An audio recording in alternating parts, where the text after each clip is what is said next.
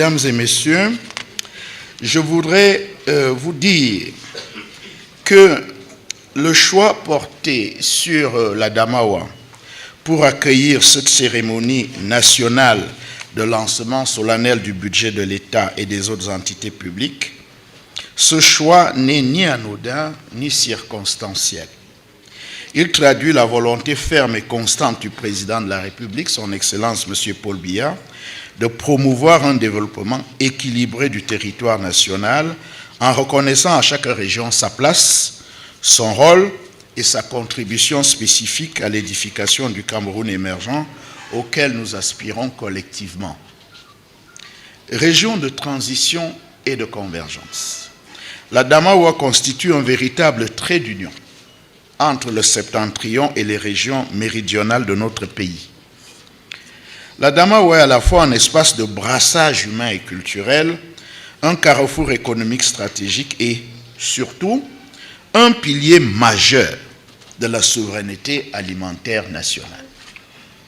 Son potentiel agropastoral, reconnu bien au-delà de nos frontières, en fait une région clé pour la stabilité économique, sociale et même sécuritaire du Cameroun. Je voudrais, à cet égard, adresser mes félicitations à Monsieur le gouverneur de la région de la Damawa, au président du conseil régional, à l'ensemble des autorités administratives, municipales et traditionnelles, pour la maturité dont ils ont fait preuve pour préserver cette stabilité dans le contexte sécuritaire qui a prévalu dans la région du Grand Nord en général et en particulier dans la région de la Damawa durant la période post-électorale. À toutes ces autorités et aux populations de toute la région, permettez-moi de vous exprimer également ma gratitude pour l'accueil chaleureux, fraternel et empreint de courtoisie qui a été réservé à moi-même et à la délégation qui m'accompagne depuis mon arrivée dans cette ville. Je me réjouis tout autant de la présence massive et qualitative de l'ensemble des acteurs de la chaîne budgétaire, des élus, des opérateurs économiques, des responsables des services déconcentrés et des forces vives de la région. Votre mobilisation témoigne de l'intérêt que vous portez à la gestion rigoureuse des finances publiques et à la performance de l'action publique au service du développement. Mesdames et messieurs, la cérémonie de ce jour s'inscrit dans le cadre de l'accompagnement technique que le ministère des Finances, en collaboration avec d'autres départements ministériels, notamment le ministère de l'Économie, de la Planification et de l'Aménagement du territoire, le ministère des Marchés publics et le ministère de la Décentralisation et du Développement local, assure aux acteurs de la chaîne budgétaire en vue d'une exécution optimale des lois de finances de notre République. S'agissant de la loi de finances pour l'exercice 2026, elle s'inscrit dans la continuité de la mise en œuvre de la stratégie nationale de développement 2020-2030, qui constitue le cadre de référence de l'action gouvernementale et vise à transformer structurellement notre économie, à renforcer sa résilience face aux chocs internes et externes et assurer une croissance inclusive, créatrice d'emplois et de richesses durables. Pour l'exercice 2026, l'objectif demeure la consolidation des finances publiques, tout en garantissant la mise en œuvre efficace des objectifs prioritaires fixés par le président de la République pour le prochain septennat. Il porte également sur une mobilisation optimale des recettes internes non pétrolières dans le respect de la soutenabilité de l'activité économique, en veillant notamment à ne pas créer des distorsions préjudiciables à la compétitivité des entreprises. Ainsi, sera-t-il question, au plan sécuritaire, de poursuivre le maintien de la veille tant au niveau des frontières qu'au niveau des agglomérations, surtout dans un contexte post-électoral, au plan économique, de mettre en œuvre le programme d'impulsion initiale, d'accélérer la mise en œuvre du plan intégré d'import substitution agro-pastoral et halieutique, de renforcer l'offre énergétique et les capacités de transport et de distribution de l'énergie électrique, de rétablir l'équilibre financier du secteur de l'électricité, notamment à travers le rachat des actions d'Actis à Eneo, de développer les infrastructures de transport et de désenclavement des bassins de production, y compris la réhabilitation des voiries urbaines,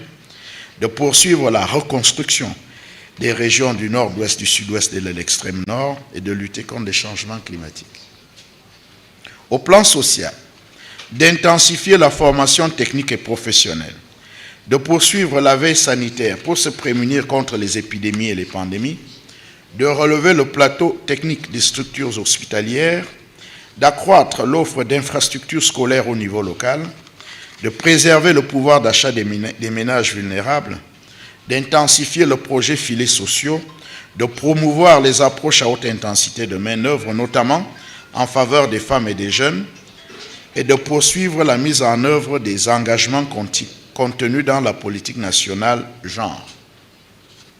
En matière de gouvernance, d'accélérer le processus de décentralisation à travers l'implémentation de la loi sur la fiscalité locale, de poursuivre l'apurement de la dette intérieure de l'État ainsi que la réforme de la gestion des finances publiques. Cette loi de finances traduit la volonté du gouvernement de consolider la reprise économique observée ces dernières années, de renforcer l'investissement public productif, de préserver les équilibres macroéconomiques et budgétaires, tout en poursuivant les efforts de soutien au pouvoir d'achat des ménages et de protection des couches sociales les plus vulnérables. Une attention particulière est accordée à la promotion des jeunes et des femmes avec la création d'un fonds spécial pour le soutien à l'autonomisation économique des femmes et à la promotion de l'emploi jeune conformément aux hautes orientations du chef de l'État. S'agissant plus particulièrement de la décentralisation, la loi de finances pour l'exercice 2026 marque une étape décisive dans la consolidation de la fiscalité locale, à la suite de l'adoption en 2024 de la loi relative, en consacrant le transfert effectif de certaines recettes fiscales au profit des collectivités territoriales décentralisées. Cette réforme vise à renforcer durablement leur autonomie financière et à leur donner les moyens d'exercer pleinement les compétences qui leur sont dévolues. Elle permet ainsi d'accroître de manière substantielle les ressources fiscales affectées aux communes et aux régions, tout en donnant un contenu concret et opérationnel au panier fiscal dévolu à l'échelon régional, pierre angulaire de l'approfondissement du processus de décentralisation. Dans le cadre de la mise en œuvre de cette réforme structurante, des mesures spécifiques, des mécanismes spécifiques ont été mis en place par les services budgétaires, fiscaux et comptables du ministère des Finances afin d'assurer un recouvrement efficace, Monsieur le maire, et un reversement régulier des recettes au profit des collectivités territoriales décentralisées.